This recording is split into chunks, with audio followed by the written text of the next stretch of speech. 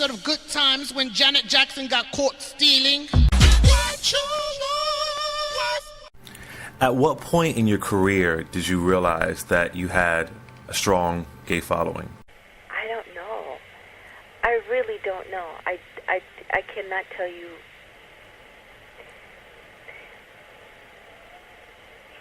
I can't tell you when it really happened. I think it showed its face more to me, or maybe I realized it more so when I did Together Again. Mm-hmm. Mm-hmm. But, and isn't that awful? What album was that on? Was that on? That was Velvet Rope. Thank you very much. Knowing my my own work. But I don't ever really remember saying, you know what, I've got a pretty nice gay following, or, you know, the children are really into me. I never thought about it. Who is the closest gay person in your life? He's one of my best friends. His name is Gil. Oh, wow. Wow. Now, he is, we've been like best friends for about 11 years. He's a creative director. We also work together. He's like a creative director and one of the choreographers that I work with as well. Mm-hmm. Mm-hmm. How does Jermaine react to the gay boys around you? He doesn't. We're friends. We're all friends. As a matter of fact, it's so cute because we all call Gil Keisha. It's the pet name, and it's so cute because I guess, well, Jermaine calls him Keisha too, and it startled Gil because he had never done it before. And it's just cute to see.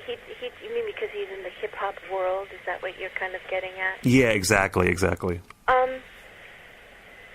just another friend. Mm-hmm. With Jermaine. It's just another friend. He loves Gil just as much as I do. You know, I've heard, you know, people talk a little bit about that, but that doesn't apply to Jermaine, that whole gay hip-hop thing. I've heard a little bit about it, and people talk about it, but that doesn't apply when it comes to Jermaine. Mm-hmm, mm-hmm. He's very comfortable with all my friends, and they've become his friends as well. Mm-hmm, mm-hmm. Well, that was kind of my next question. You have a strong fan base in hip-hop also, which has a reputation of homophobia. How do you balance the homophobia in hip-hop with your own personal acceptance of the gay community? You know, I really can't say I know how that I do that. You know, I've never really thought about it. Mm-hmm. Mm-hmm. Mm-hmm. Clay. Okay. I've never really thought about that. I just do what I do, and there have been moments when I know people have spoken out about certain things that I've done that have skewed more toward, you know, topics that dealt more with the gay community, and they've disliked it, but I'm not going to stop if I feel to do so. Like, for instance, I think it was the Velvet Rope album, and a couple of people had a little bit to say about it, you know, whether it was Free Zone or Tonight's the Night, because I didn't change the lyrics, so I was singing to another girl. Mm-hmm. And, you know, the song is just beautiful. I don't want to change the lyrics, and there's nothing wrong with that. Mm-hmm. I don't have an issue with that. So if they want to get, I almost said something, but I'm not going to say it. If they want to get all wound up in the knot, then that's really their issue. I'm not going to stop being who I am and creating the music that I create, or if I feel to talk about something at a certain moment because of someone saying something about it. Everyone has their own opinion, you know, and I guess that's all still a part of freedom of speech, too. Mm-hmm. You were one of the first artists really talking about HIV/AIDS before it was popular to do that. What do you think about the way HIV and AIDS has devastated the black community in recent years? It's very frightening, and it seems like the kids are not taking it quite as seriously as they should be. Mm-hmm. Mm-hmm. You know, hopefully they'll start listening to the messages. whether it's on BET and they talk about wrapping it up and, other things. Hopefully they'll understand how the severity of it and get it. But it's really sad how things are going. I think it's great that there are medicines out there that now that you can live. I just met someone the other night who's had it it's a friend of mine's friend, and he's had it for a good while, but how you can live with this now. And before, we talked about it, my friend and I in New York, and he said all his friends have passed away, and he's only got like a handful of friends that are still around from the 54 days. Mm. And that are long gone. And I was looking at, I know I'm jumping around, Clay, but it's okay. For a second. I was looking at a piece of footage of who was it? Lola Falana. Mm-hmm. And it's an old piece of footage from one of her shows. And a couple of the dancers in it I knew, and they're gone. And then the other guys I didn't know, and I thought, are they all gone?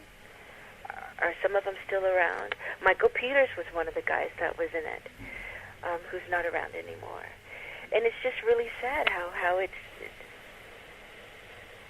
just wiped out so many people. But I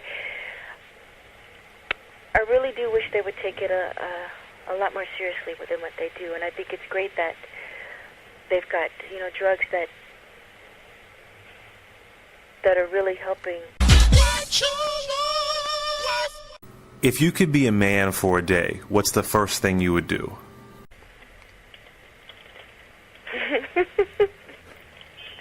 The very first thing I'd do?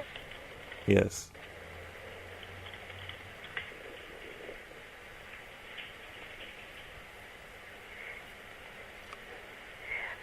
I'm really curious to see what it feels like. No, I can't say that, Clay. It sounds silly. Oh, you can say it, Janet. Let it out. It sounds, but no, it's real simple, but I'm really curious to see what it feels like to pee.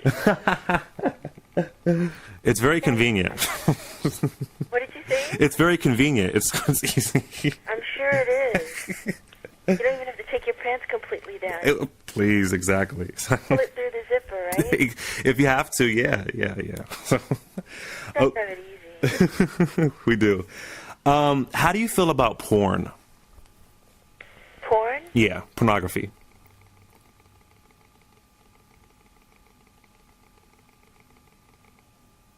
As long as it doesn't hurt anybody, I don't see anything wrong with it. Have you ever watched gay porn?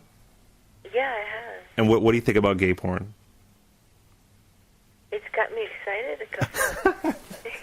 That's how I feel about it.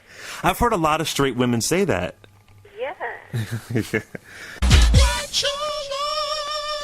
I've heard many gay men say that Janet is the only woman they would go hetero for. What's your reaction to that? You have? Oh, yes. Yes. I guess that's a compliment. Oh, yeah. Well, as you see, it's making me giggle, and I'm sitting here smiling. That's very sweet. Yes, you have that conversion appeal. That's very sweet. I'm not sure if you're aware of this, but there is an internet war going on between Janet and Madonna fans. And I know you and Madonna had some beef in the 90s, but do you think the heat between Janet and Madonna fans has any validity? The competitiveness they have between you guys? No, I didn't even know this was going on. Oh, they are insane. They argue, they make videos. It's ridiculous. And they're all gay fans, of course. But they just, Janet, Madonna. And I guess people are curious to know, what are your thoughts on her now, or, whatever.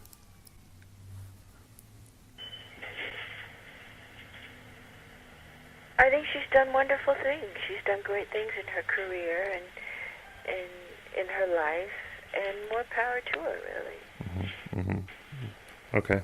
I think fans will always be that way. Mm-hmm. Always. They're just incredibly loyal, and oh, yes. And they love you so much that if anyone says anything remotely negative, they're there to just jump immediately on them. It'll always be that way. Very loyal. If a Janet drag queen had to battle a Madonna drag queen, what advice would you give the Janet drag queen? Kick the bitch's ass.